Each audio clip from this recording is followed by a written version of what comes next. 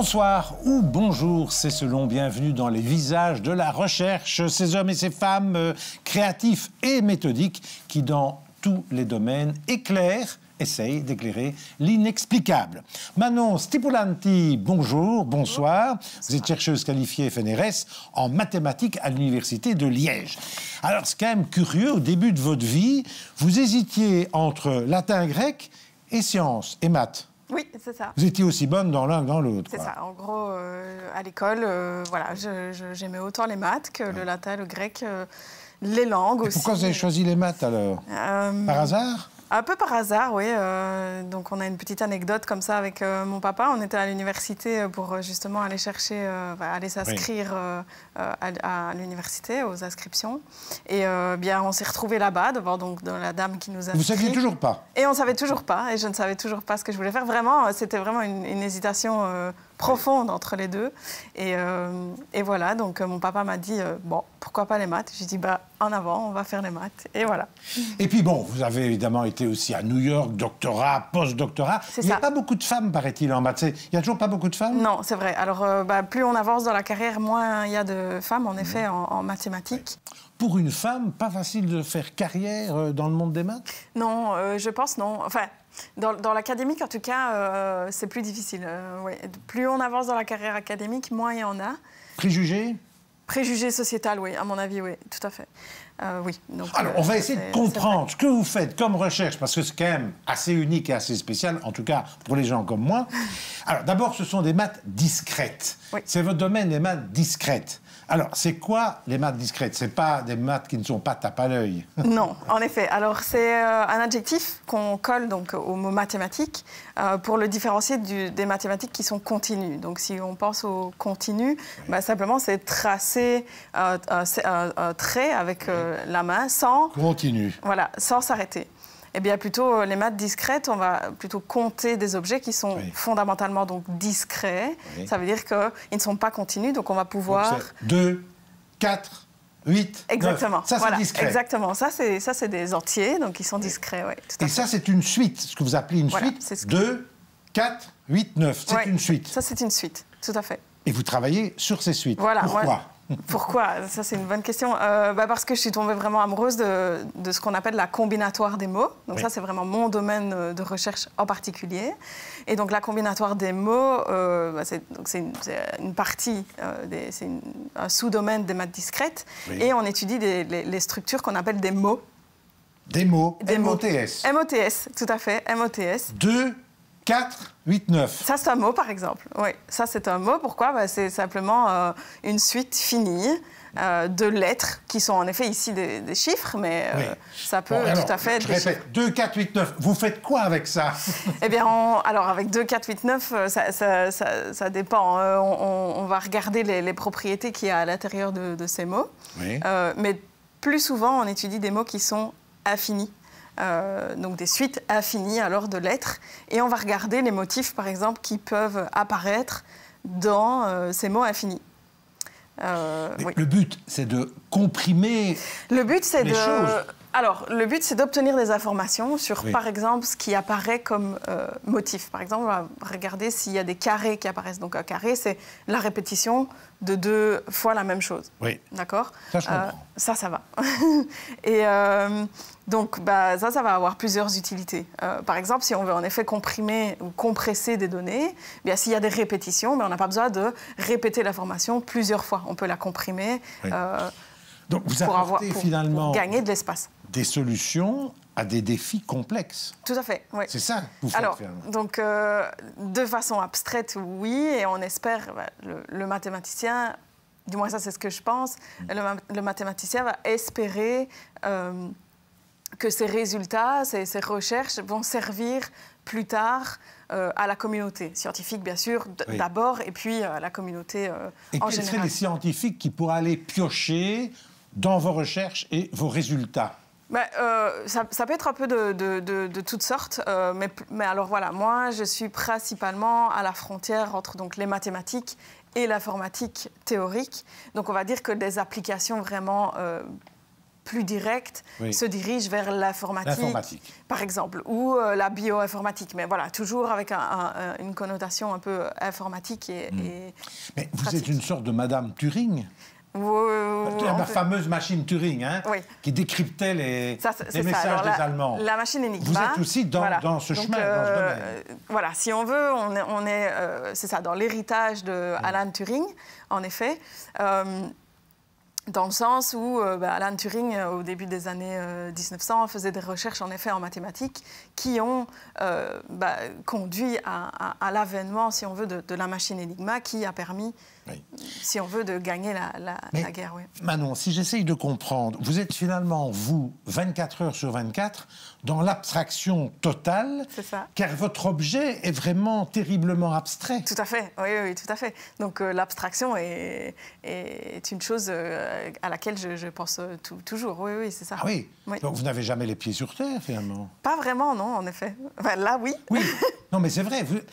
Non, en effet, c'est quand même une disposition d'esprit quand même assez exceptionnelle, un peu comme un peintre abstrait. Peut-être, oui. Alors ça, c'est peut-être c'est quelque chose que je ne comprends pas moi-même. Je ne sais pas s'il y a une prédisposition, etc. Ça, je ne sais pas. Mais c'est vrai que c'est une façon de réfléchir qui est tout à fait particulière et qu'on apprend aussi en faisant nos études. C'est des choses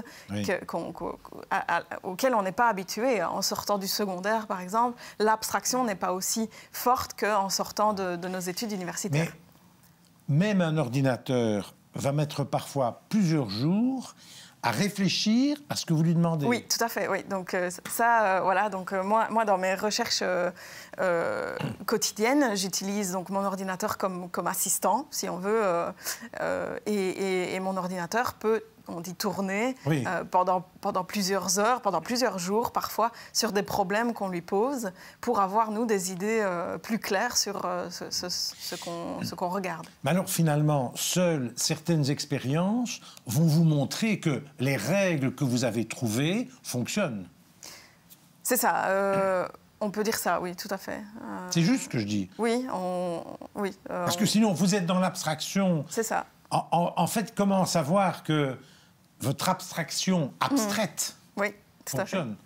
Eh bien, voilà, donc des fois, on fait ce genre d'expérience sur ordinateur, par exemple, pour avoir des idées plus claires sur ce En fait, vous généralisez, comment dirais-je, pour que le résultat soit le plus épuré possible. Exactement, ça c'est vraiment le job du mathématicien, vraiment avoir le résultat le plus pur et le plus général possible pour que justement, plus tard, les utilisateurs soient dans un cadre le plus général possible pour utiliser nos recherches, nos résultats. Oui, tout à fait. Dans votre vie, vous parvenez à vivre dans le quotidien, alors que jour et nuit, vous êtes dans l'abstraction la plus épurée. Oui, c'est parfois difficile, en effet, de transiter entre cette abstraction vraiment pure et puis le quotidien qui est pas du tout abstrait. Vous écrivez beaucoup dans vos carnets. Oui, j'ai vu sur votre bureau. C'est pas l'ordinateur, c'est votre écriture. Oui, mais j'aime bien en fait ce côté matériel. J'aime bien ce côté physique. Des choses. Oui. Donc c'est vrai que c'est un peu bizarre, mais des fois j'utilise pas mal de carnets. Oui. Donc la nuit, parfois, vous vous levez et dans votre carnet, vous écrivez. Tout à fait, oui. Ça m'arrive. Donc là, vous êtes imbibé jour et nuit dans votre recherche. Oui, je pense qu'un chercheur ne peut pas faire autrement, je pense. Vraiment, c'est quelque chose qui... C'est une passion. C'est quelque chose qui est latent. Je ne sais pas si vous avez une vie de famille, si vous avez des enfants. Non, pas encore. Mais là, vous allez devoir à un moment donné... faire des parenthèses. En fait, je pense qu'on apprend aussi à être multitâche. Et donc, du coup, réfléchir, développer son cerveau de sorte qu'on arrive à faire plusieurs choses en même temps, en fait. Mais à vous écouter, finalement, les maths, c'est aussi une philosophie de vie, un art. Je pense à Oulipo, les Queneau, etc., qui jouent avec les mots et les chiffres. La littérature est... Donc vous êtes une sorte d'artiste des maths, de poète des maths. Mais moi, j'ai parfois envie de penser ça. C'est vrai que c'est un peu une discipline plutôt, artistique, je ne sais pas, mais en tout cas plus proche de la philosophie que les autres sciences ne le seraient. Mais en effet, moi, c'est un peu la vision que j'ai des maths abstraites, en tout cas, oui, plus proches de, Parce que de la finalement, philo. vous construisez une sorte d'univers cohérent. Tout à fait, avec des Et règles. vous espérez que les autres sciences vont venir piocher Exact. dans vos recherches pour qu'elles-mêmes puissent avancer. Ouais, Je c'est ça. résume là. Oui, tout à fait. Je vois un peu ça aussi. Voilà, mon grand-père était maçon, donc je vois un peu ça comme la construction d'une maison. Et les mathématiques seraient à la base vraiment les fondations de la maison, disons. Et les sciences, autres sciences, tout ce qui est la physique, la bio, l'informatique, etc., viendraient construire autour justement de ces fondations. Ou bien le reste de la maison, les murs, etc. Mais dites-moi, en maths, tout est encore à trouver finalement. Il y a tellement de choses, oui, encore à... Bien sûr, par exemple, justement, la discipline qui m'intéresse, donc la discipline dans laquelle je travaille, c'est une discipline qui est jeune par rapport aux mathématiques qu'on connaît éventuellement depuis les Grecs ou même avant. Et ces mathématiques-là, donc discrètes, ont permis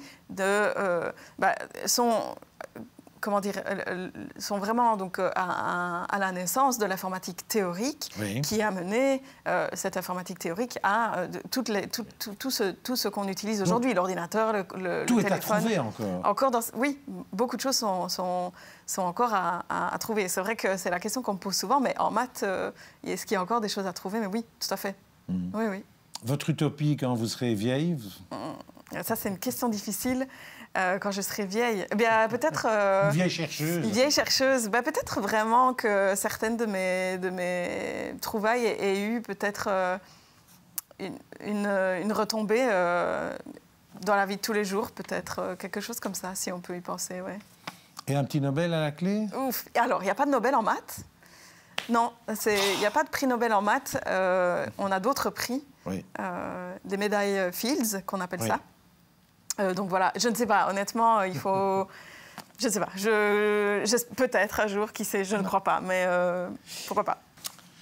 Merci, et vous pouvez, bien entendu, comme chaque semaine, retrouver toutes ces interviews sur tous les sites IPM, La Libre, l'ADH et l'Avenir.